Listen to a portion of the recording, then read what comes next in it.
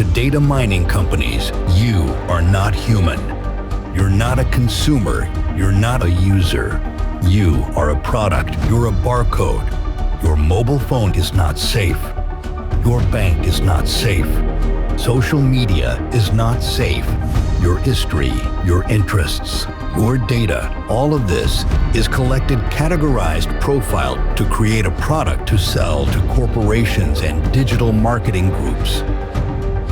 You are not a human being to these companies. You are a barcode.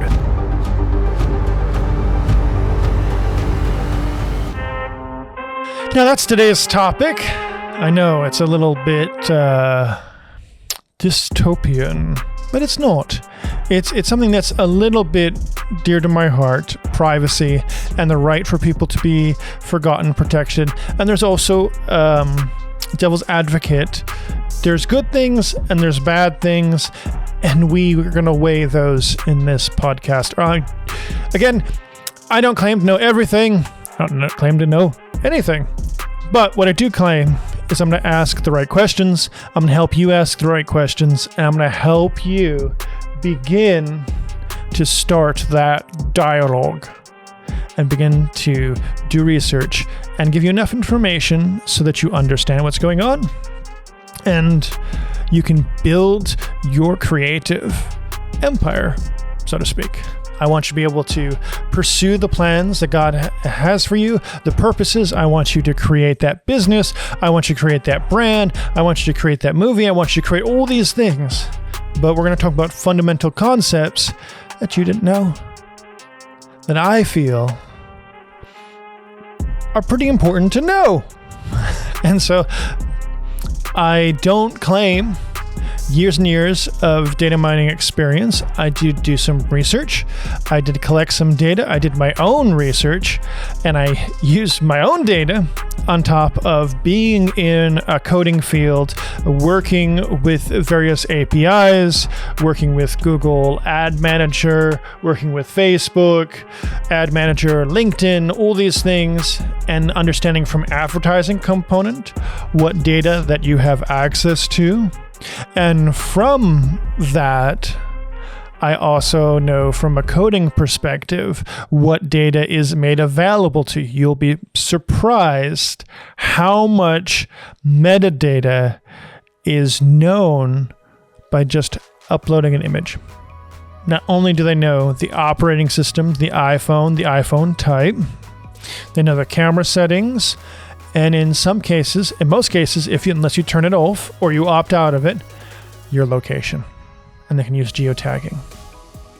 So several years ago, there was this misconception that Instagram was listening. It was always listening to you, that everything you said was being recorded. And in conversations, it seemed like it was listening because you'd have a conversation with someone and about 12 to 24 hours later, you talk about fishing. This is when I did it. We talked about fishing. I've never talked about fishing before. Talked to someone about fishing who likes fishing, and within 24 hours, Instagram started showing me fishing ads. Here's another thing I did. Never bought an ounce of alcohol in my life until this moment. I did a test, ran my credit card, bought the cheapest whatever it was at the time. I don't even know if I drank it. Bought it. And within 24 hours, I had alcohol ads and 21 plus ads showing up in Instagram. Nothing, we'll say super adult oriented, but things like alcohol bars, those kinds of things. Things that I had never seen before. And even though I have claimed Instagram, I'm of age, those kinds of things, so it knows my birth date. It never showed me these ads before until I did this moment. And that test, it was within 24 hours, and I discovered that the grocery store chain that I was at was either sharing information through my loyalty card, because I had registered it at the time. I have since then used a new one that's unregistered. Since I had that at the time, that or my bank in the form of the credit card transaction, and possibly in combination with them scanning the barcode on the back of your license plate, in combination with all of these factors, maybe they're all sharing information and they're using a data mining process to collect that information. So let's talk a little bit about data mining. Data mining is, I'm going to boil this down, and I hate doing that because it programming and coding is a little bit more difficult than just, how I'm going to describe it. But let's say every database is like a spreadsheet, okay? You have information that has been inputted, whether it's through an automatic process or something, and it's just rows and rows and rows and rows of information. Now, of course, you have multiple databases and different database types, SQL, NoSQL, and all that. I'm not going to go there. But all this information is listed in these rows, and then it's the responsibility of a data analyst or an algorithm they built to now go in and make sense of that data. Now, a data analyst can start predicting trends. Okay, if we're products in history, okay, we know in January we made XYZ, we sold these products, this product isn't selling, and last year it wasn't selling anyway, so we're going to drop this line of business in January, maybe we'll introduce it in spring and spend more time on that on spring because it's got a lot of sales. So, okay, we'll pull it from the store, we'll pull it from our valued retail space, we'll pull ads from that particular component because it's underselling, it's underperforming. And all that is done by pulling together the orders, pulling together that kind of information, inventory, orders, order history, abandoned cart data, all that kind of stuff is tabulated, and a data analyst can look in and start analyzing how things function, what's working, what's not working, what we can improve, and can, in theory, look quarters ahead and do some, we'll use trending work, but they'll use a neural net, you know it as AI, they'll use a predictive algorithm. They'll put in the numbers and it will kind of predict what the next is, and it learns as you input more data. In fact, that is all AI is, but I'm going to save that to a podcast dedicated about AI. I don't like the term artificial intelligence because it's not technically, it's intelligent, but it's not self-thinking. We always equate AI to something that thinks and can perform tasks on its own. But so far, it's a very, very advanced function and doesn't yet think. It makes it makes, for lack of a better word, a data correlation, connects, numbers and words get converted to numbers and all those kinds of things. But we're going to quickly move on from AI back into data mining. So now imagine for a moment, I have a free service. Say I started a social media something, I don't know, or let's use a infamous social media that's been down and out for a while. Okay, we'll pretend MySpace has been around for a long time. Let's say it's upgraded. We'll use Facebook as an example. We'll use Instagram as an example. Of course, disclaimer, I'm not saying I know it all. I'm not saying these companies are evil. All I'm saying is this is happening under your nose and you need to pay attention to it, okay? So Facebook, Instagram, TikTok, Twitter, all of them, Google especially, Google's really bad at this, they all have a ad platform. That ad platform allows small businesses, medium to larger businesses, corporations, anyone pretty much can advertise their product. Now, certain social media platforms are more geared to accounts that can spend a lot more money, and others are effective based off of the following you have or the people you have. And they've made a lot of changes to prove to the world that their users, you are not a user, you're a barcode, you're a product, a big one. and you're worth millions of dollars to these data companies. So, credit card transactions, if you ever read a privacy policy, we'll hit that in a moment. These credit card transactions, all these kinds of stuff, you're required to enter your phone number. Seemingly innocuous. Okay, I'm going to enter my phone number. I'm going to get a special code. I'm going to verify I'm a human being. When I have your phone number, if I have a partnership with said cellular company, XYZ Cellular, Acme Cellular, then I can be like, okay, here's a phone number. Give me that person's information. Oh, wait. I never agreed to that. You did. It's called your privacy policy. And in most cases, that privacy policy actually doesn't tell you specifically what they do. They use things like, we'll share this information with third parties. We'll share this information for marketing purposes and other purposes. What they're not telling you is they're selling your information. Literally they're double dipping, triple dipping in some cases, selling your information to companies like Facebook, Twitter, Google, etc., and they can tabulate this. Now, I have no proof that Google is doing this. I want to say no beyond a shadow of a doubt that Instagram and Facebook is doing this, but these practices, they've been around for a while. You could buy customer lists before the internet became real big, and you could buy addresses, and you could buy information. You could go to a Macy's and purchase some stuff. Not saying I did this, but you could, because it was a new industry. And as the industry grown and expanded, you have Facebook.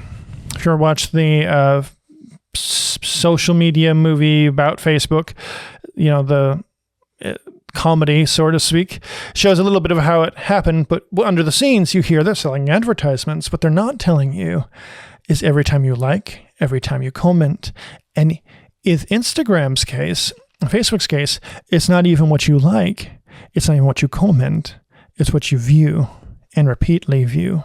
So even if you don't interact with it, they still know, oh, you viewed this. You watched the whole thing. You watched 80% of it. You watched 60% of it. And they're going to start trying it. They're going to change the algorithm and show you this thing and show you this thing.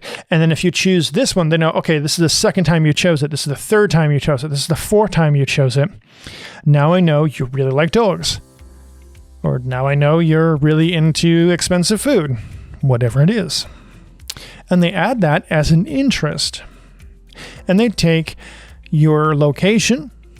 If you share it with them, the address, people used to enter all this information to Facebook, and you were like, oh, what do I do? I want to find friends, and I want to connect to them. Great. You just gave free information to Facebook to catalog you and profile you. And they generate demographics from you. They know what age group you're in. They know what gender you're in. They know what race you are. They know how much you make. They know where you are located. And even if you never give this information, if you upload an image or video, it contains metadata. And most mobile operating systems have this geotagging ability built in so that you can find and group like photos, like a family vacation to Disney World or your last trip to Australia. All those kinds of things are per image, per video, tagged into it. So it knows when you upload and you say, hey, check out my new home, and it's got GPS tag on it. If you opt into it, certain mobile operating systems turn that off, and you can respect them. Others will say they turn it off and don't.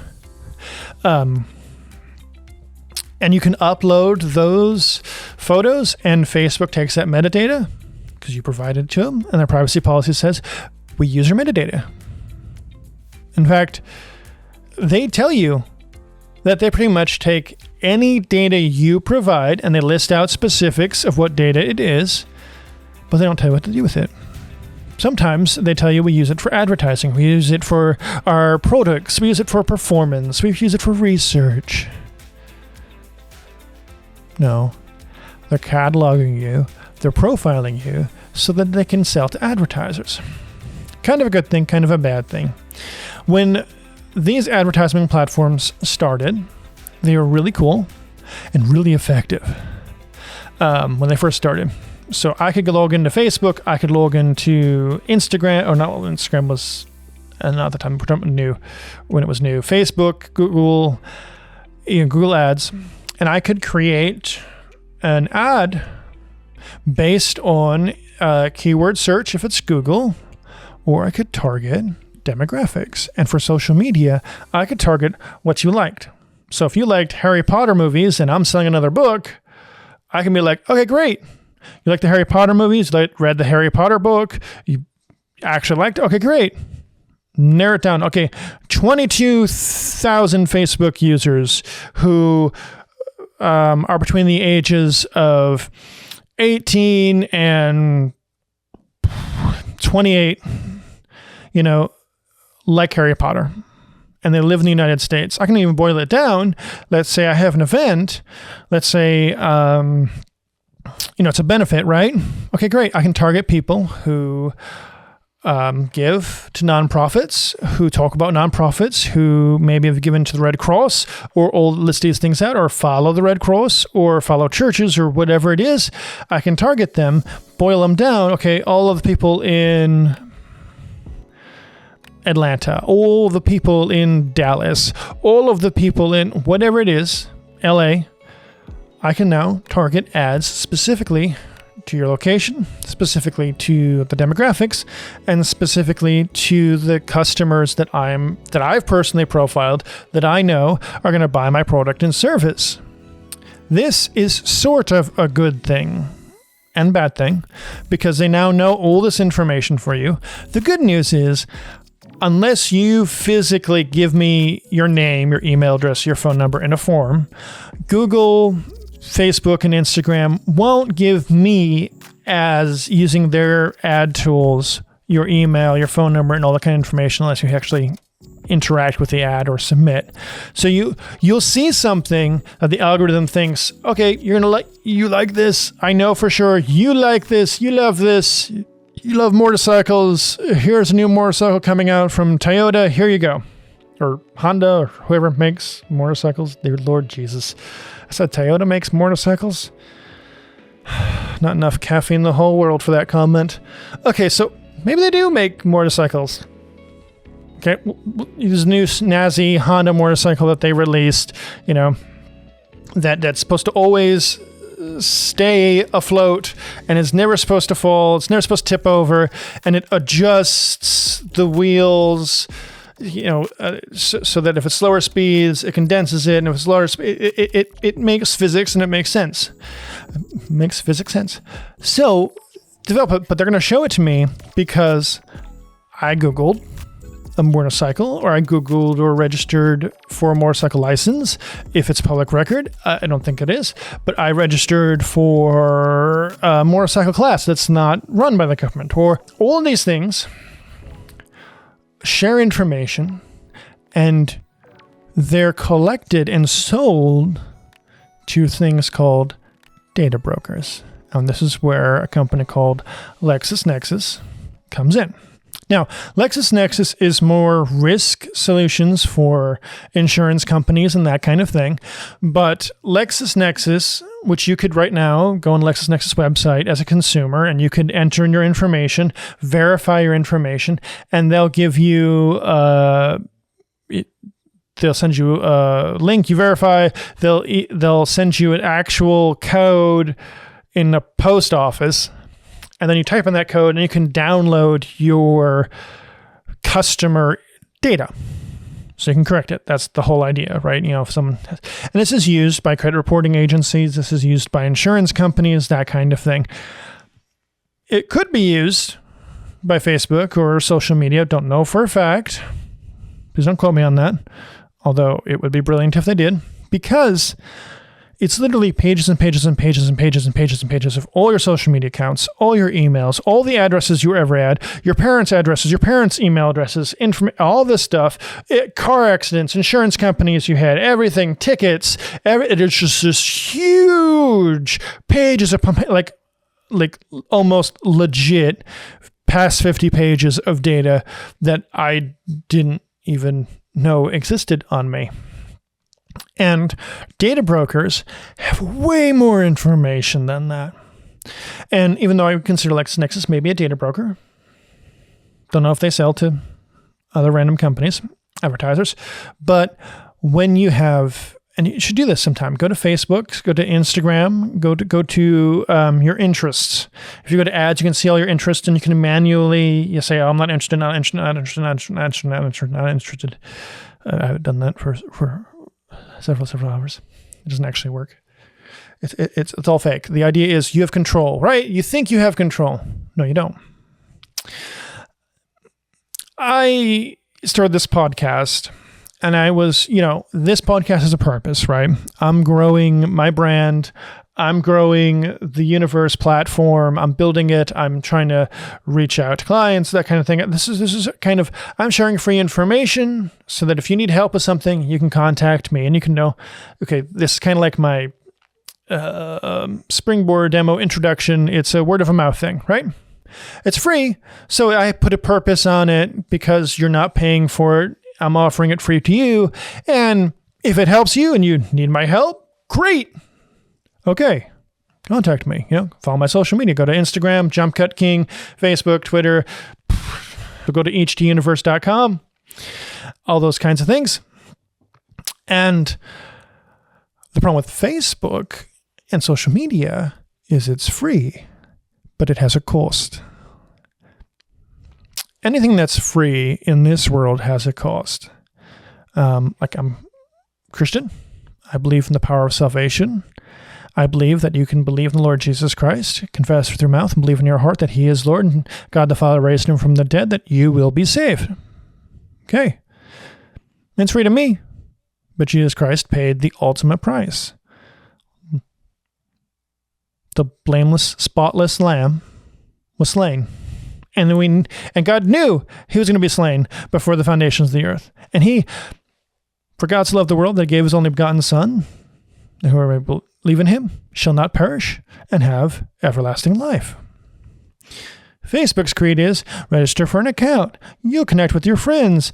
And while you're at it, we'll start collecting information from you. We're going to make you spend more screen time. TikTok, we're going to make you spend more screen time. Instagram, we're going to make you spend screen time. YouTube, screen time. You're going to spend it on my app so you can consume my advertising. Now, back in the day, digital advertising was a legit, real way to rapidly grow. Facebook used to actually be an organic growth platform for pages and social media. I remember putting up a page, not putting any advertisements, and having it organically grow on Facebook. Instagram sort of does that, and it's kind of weird. TikTok as well. It just depends on your following and those kinds of things. But they switched the algorithm. They started doing sponsored posts. And you thought it was okay, but if you registered as a brand, as a product, as a page, 2 years later, you find out your reach is lower. And instead, now you have to pay for it. I used to be able to post a page and hit every single viewer, every person that hit follow. They may unfollow, they may not unfollow. It's their choice. They can follow me or not. But I could put a post in free advertising. Word of mouth advertising, post on social media. Hey, I got a new product, great. 100, 200 clicks. Purchases, go. Great.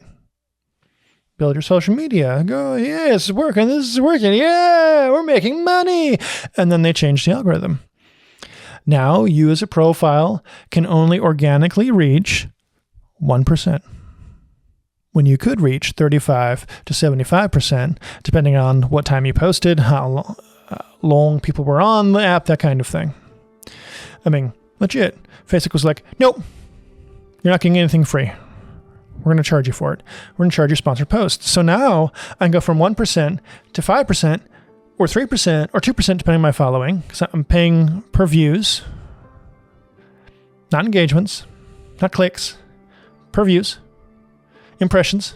Let me tell you, impressions in the digital market is the worst thing. So let me bring this down real quick. Impression is when your ad shows up on a web page, on an app, on a whatever. Okay. It could show up in Russia. It could show up on someone who has a VPN that uses United States VPN, okay, but they're in China. It could show up to bots, to scrollers, people that will never click on an ad in their life. Look at this guy. These people, these ads, you pay for those, and you pay for, 10,000 impressions. You think, oh, great, but only like less than 1%, like 0.5% of that will actually engage, period. The highest engagement, and this depends on your brand type on a sponsored post, is usually 3 to 5%. I would say 3 to 10%, but I'm going to remove the outliers. So I'm going to say it's really low. It's really low. And if you do a Google ad campaign, it used to be great. Ran one. Friend of mine launched a book. Great. We ran a Facebook ad, a Google ad, forget what other platform we used, and we dropped $50. 2 orders. Great. $20 a pop. Didn't pay for itself, but it was a test, and we knew that this could work-ish. Okay. Same scenario. 2 years ago, 3 years ago, I had a client during Black Friday that launched and spent a pretty decent penny on Google Ads and had very low engagement. Very low engagement. And we're still doing the research to try to figure out why. Unless you're shilling $10,000 into Google Ads, $10,000 into Facebook, $10,000 into these paid platforms, your return on investment is almost non-existent. And so I tell people, unless you have a unique product, like you're not selling someone else's product, unless you have a unique product that has differential, in other words, it's different, like your business stands out, this product stands out, this is different than XYZ widget, this has a purpose, this is a reason for existence, don't use social media ads. Don't use Google Ads. You're wasting your money. You're throwing your money at it, and it's going to consume your money happily, and you're going to feel, oh, I get all these impressions. Impressions are useless to me. The data I want to know is how many people clicked, how many people purchased an item. If I'm spending $10,000 and I only have 500 people clicking it, and I only have 100 people going to cart, and I have 50 people making the purchase, unless that 50 profit purchases equals $10,000 plus, because you want to be making money, not lose money, it is not worth it to run social media. It used to be. It really used to be. Now, there's some things that really work, but for the most case, you'll be throwing money away because it's a sea now. It's a growing amount of people. And to be honest, unless you have $10,000s of dollars, these companies do not care about you. I have several clients who've been using advertising platforms, and then one day they did something that an automated system said it was bad, but it wasn't. It was in their terms. They get blocked because they repealed it 3 times. And apparently there was a 3-time limit. And you wish you could tell them before they did this, don't do that. And they get banned, blocked. And the only way to get attention, you can't call them, I just said the name. These companies' attention is you can't call them. You can send them emails and all that kind of stuff. You just literally have to get a lawyer involved, get the attorney general involved, and inform them of this information. And based off of personal experience, I can't say that these companies care about small business growth, businesses that are not going to throw $10,000 a month down the drain to get a handful of people, unless, of course, you have not a PPI. Oh, dang, the name escapes me. But I'll tell you what it is. Okay, so each person in your business, if you reach out, subscribe. Let's do a subscription business, or we'll do something that will make more sense to people. We'll say a donor to a charity or a subscription. So, okay. I know if I get someone to buy my product, if I funnel them, that's what sales funnels comes from, is I have all of my sources: email, physical marketing, word of mouth marketing, referrals, digital ads, which should be really small. And I'm porting all of these people into the sales funnel, and the people that make a purchase are at the end of the sales funnel. And if I can get that person is loyalty. Remember, we talked about experience marketing. We talked about loyalty being the number one most important thing to do, to have longevity in business, to increase, to keep your bottom line consistent, not have it drop. You always know this is what I'm getting, and I have these loyal customers. Okay, and unless you're one of these new subscription people are like, we're raising prices and we're deleting a feature that you used and we're charging for it. It was free before, but we're charging for it now. And then they lose hundreds and thousands of customers by the mass. There's an app, a very famous music app that integrated with like speakers and things. And they rebranded it, created a whole new app, removed all the features customers loved, and they lost customers by a landslide. A year later, CEO was fired, or quote unquote quit. I'm pretty sure got pushed out.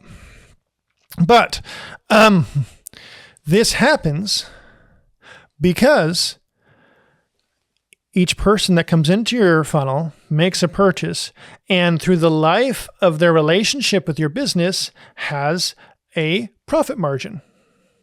Now, this is where the good side of data is. It sounds bad, but follow me, okay? Let's say you have a customer purchases hosting, okay?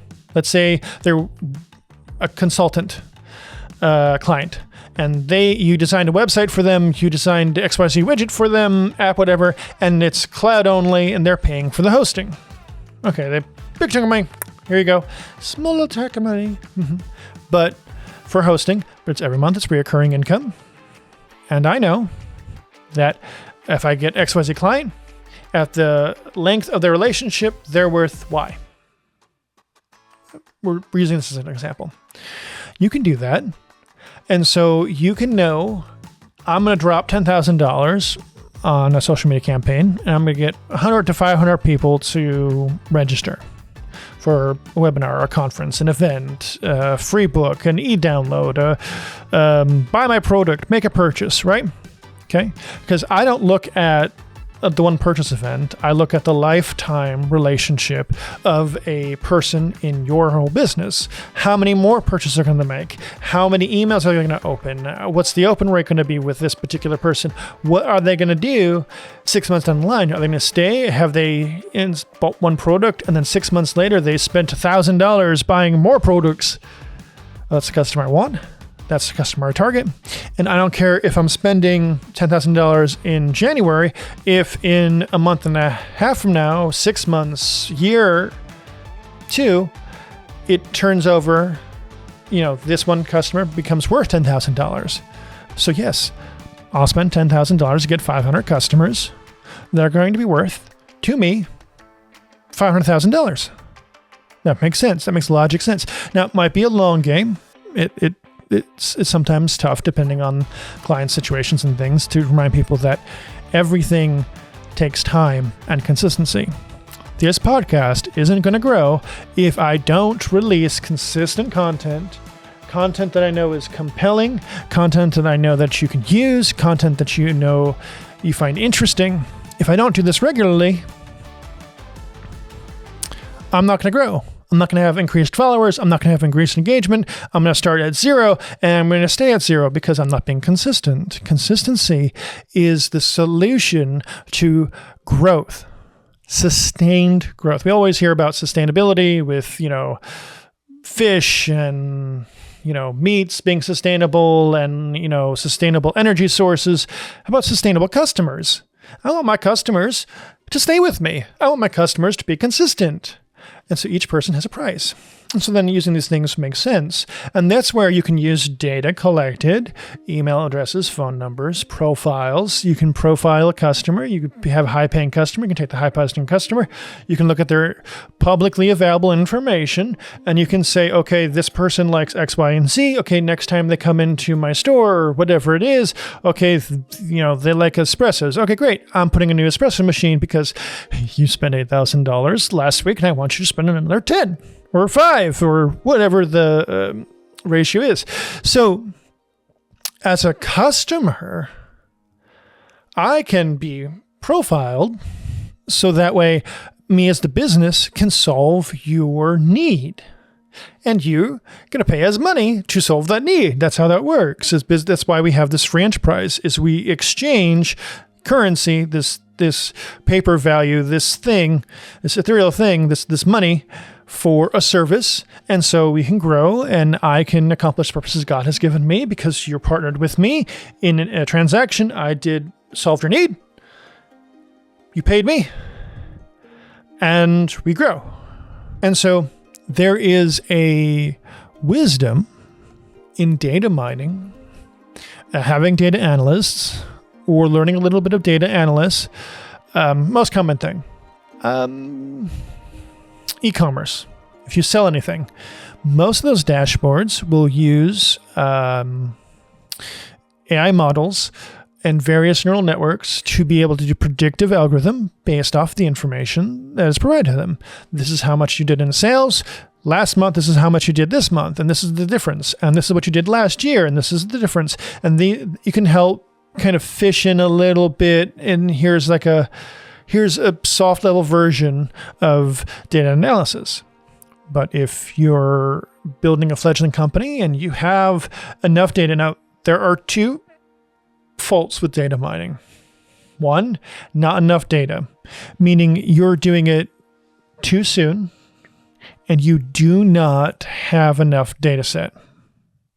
You have a website out there, it's getting 1,800 views in 3 months. It's not enough data to make information. It's not enough data to begin to correlate, okay, who's my demographics, who's working, especially if none of them are making purchases. It's not enough data. Maybe the website's working, maybe it's not. Believe it or not, you're going to need 3 to 4 to 5 to 10 to 12 times that on a monthly basis to actually get money rolling in purchases, because you think of it this way, you have to stand out. Your customers have access to Google, have access to OpenAI, which eventually is going to outmode search engines. Just like the search engine world and search engine optimization is going to change to like AI optimization, and it's not going to be the same. It's not. It's just not. Google, the writing's on the wall, especially something that did. They recently released a change that prohibited SEO algorithms from ranking and pulling information from Google. And they changed how the detection works to put up a CAPTCHA to prevent people from scraping this information. And when I use an SEO tool or Python script or whatever it is, I can't do that anymore. Not saying that I did, but I know clients that do. There are tools that you can pay for monthly in cloud, and you can pull that information in, and you can see where a website ranks, what keywords are ranking around it, and how it's performing, and you can see real information. You can't do that anymore. Here's why.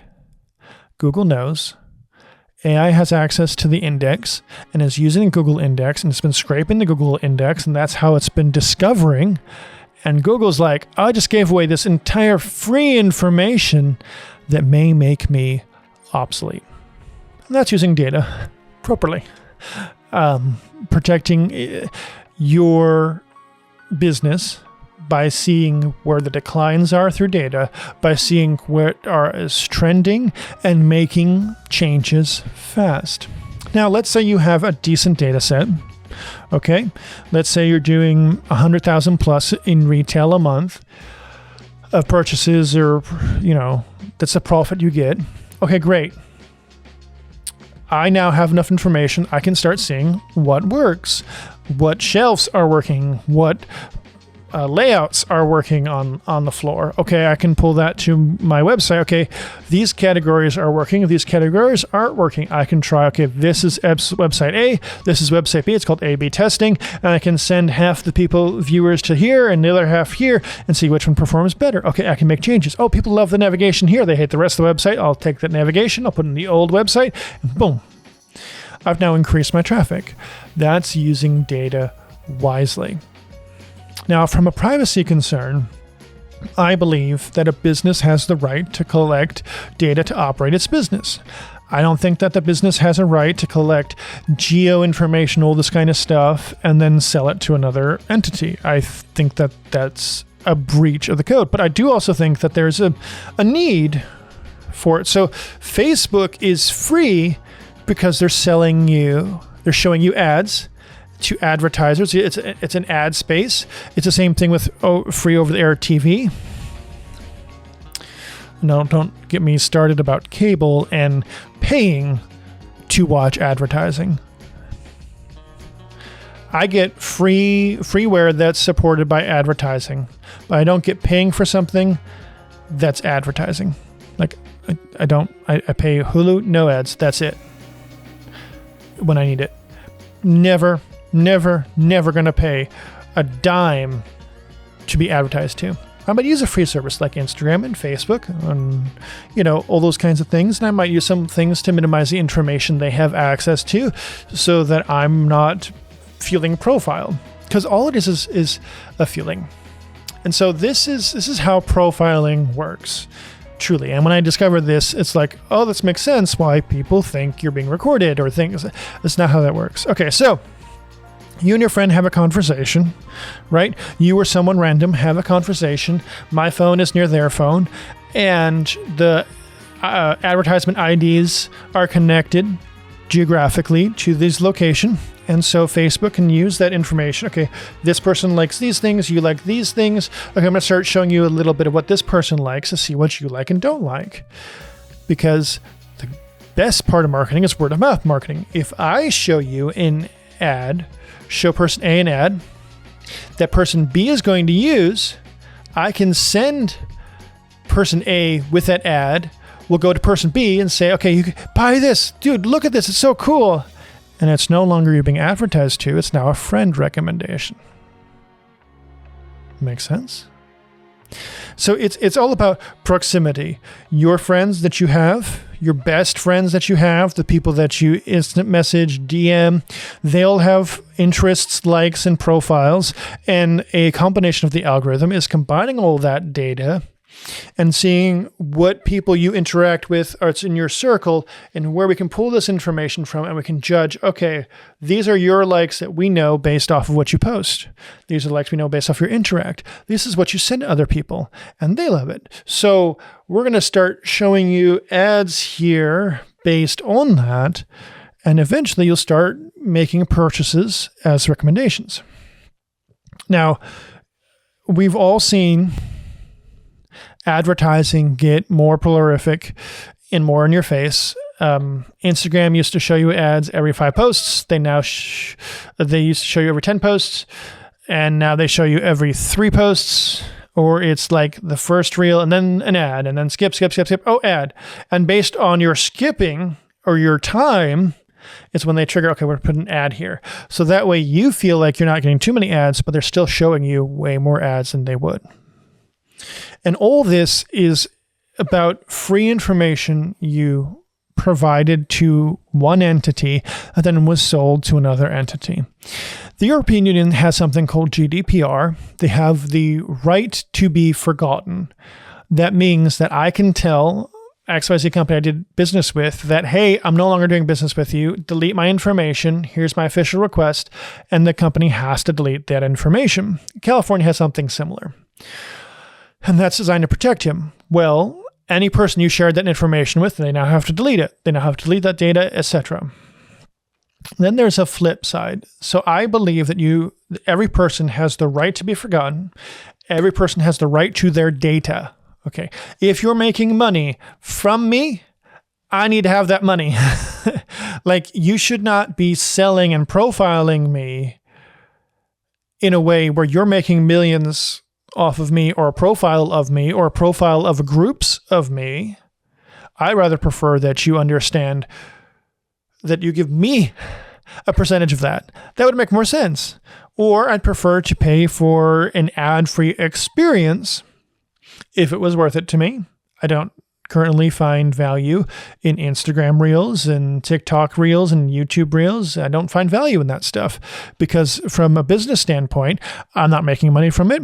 I'm not learning too much from it. It's good in entertainment if I want to veg for a while, but that's all it is. It's just a form of entertainment. And the advertising that these companies are going to do to you are designed to based off of your profile. And even so, Reels are getting, advertisers are trying to figure out what types are working, and they got all this money. They're doing A and B testing. That's where they show you ad A to group A and ad B to group B, and they see which one performs. And eventually they'll make the change to use that one ad and put more money in there. And I always recommend you do A/B testing when you're doing digital tests. And sometimes I recommend that you slice your budget into small little pebbles of $100 and you test ads 1 through 24, and then you see what works, and then you have 12 or 6 ads that work, and then you put 250 or 1,000 into them. And if you find out, okay, these 2 work, then you pour the rest of that budget for that marketing campaign into the 2 that work. And sometimes you'll find that it's good to keep a third one around because that third one reaches a whole new target. Maybe you change information, that kind of. Of course, if it's none of those ads are working, I recommend you evaluate your digital presence, you evaluate your line of business, and you evaluate what the consumer is receiving from it. Because consumers don't make logical decisions. We talked about this. They don't make logical decisions. They don't care what you do. They don't care how you do it. They care why. They care about that emotional connection. There's a reason why all those pet commercials about, send money to my adoption center, and they're all playing that one song that pulls on your heartstrings, and like, oh my God, and they're showing little puppies that are anemic, and it's like, oh, when there are starving people in Africa, and there are people who are like, well, we're going to ban that commercial because that's probably not true. And I've seen the footage of some of these third world countries, and I can tell you it's real, and it's heartbreaking. But it's because you're pulling on the strings. It's emotional. It's connection. If you're selling a luxury experience, if you're selling an emotional connection, if you're selling, you got to think of this. Everything is a product. You're a product. This podcast is a product. I want you to follow, like, subscribe, and eventually I want you to convert to a client. And, that's what I want. And that's what people want. You're selling something. I need that something, probably. And if I don't need it, I'm not going to buy it. Or you could be like, back to my Apple thing. We released a new phone. I got a little smart. I don't buy I skip years sometimes, but sometimes they release a thing that's like, oh, I really need that. Like that camera button. Oh, I really need that. It's going to be fast. And in practice, it's not fast at all. But it does remind me of a little old school, of a DSLR's little radial switch. And I can just boop and zoom in and change settings. And so it's nostalgic to me. And they got the emotional connection, and I bought it. Probably shouldn't have. These AirPods, they came out. Oh, they sound great. They're made from Apple. It's fantastic. I'm not going to get them. Okay. 3 months later, client asks me to do some mixing work, and I'm like, perfect time to get these. And then there's a delay, and it was sad. And it was also, originally, they weren't lossless.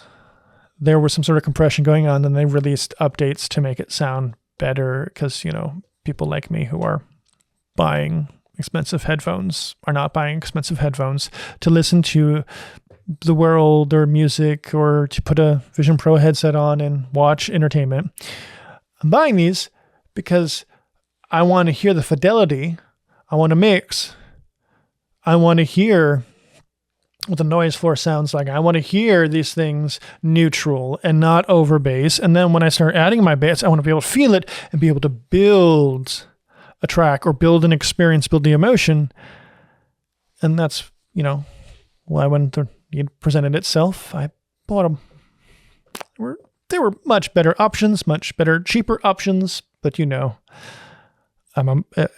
consumers don't make logical decisions. They make it based off emotion. Everything you do is emotion. Everything you do is emotion. I'm going to use this example because it's easy and it's going to make everyone understand.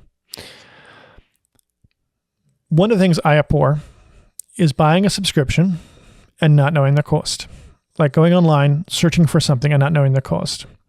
Or the cost is there and it's hidden. It's one of the things I hate. But when you can't find it anywhere else, then you have to go with that company. And then they ask you questions like, well, how many employees do you have? How much profit do you make? All these things. And like, you don't need to know that information. You provide them, fake info. And I send you this quote and you're like, what? They're like, well, we did research on you and we realized that you have the budget for it. They don't tell you that. They say something else. And, so they can generate quotes based off it because they're profiling you as a customer. They know that XYZ mom and pop bakery, okay, I'm only going to get $650 a month or $1,000. Okay. And I'll help them a little bit and they buy it and we make some money. They find, oh, you're a medium-sized company. Oh, you're a development firm. You're a law firm. Whoo, yes.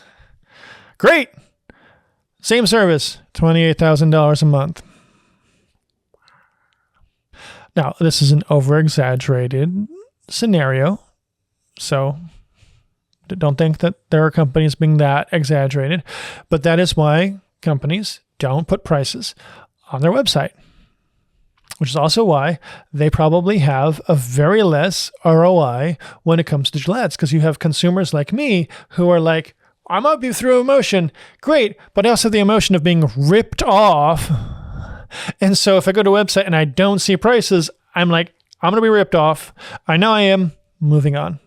Because again, it could be that they just don't want to put their pricing out for their competition to undersell them. I get that.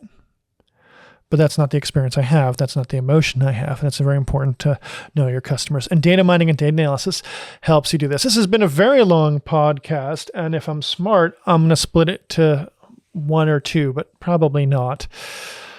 Again, I know people are looking for something that's like overproduced and lots of music and lots of, poppy text and things. I didn't have a chance to do that because content is king, and I spend here giving you my information for 2 hours. Again, I don't want you to say, well, Justin said it must be true. Instead, I want you to spark that question, ask that why, and go do research for yourself. So when you create products, when you create a brand, when you create a business, when you create an app, perfectly with the universal platform, when you create these things, I want you to make wiser, informed decisions based off of the world you lived in. Again,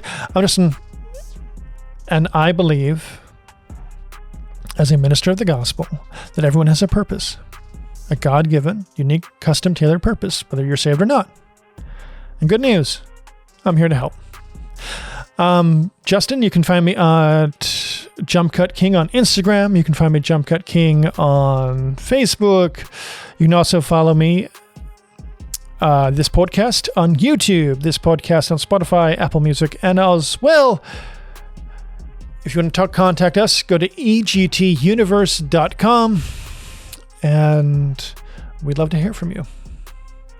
Be blessed, be at peace, and we'll discover some more topics and some more ways that you can create and be creative, because you are creative. Doesn't matter who you are, what you do. You have the God-given ability to create something from nothing.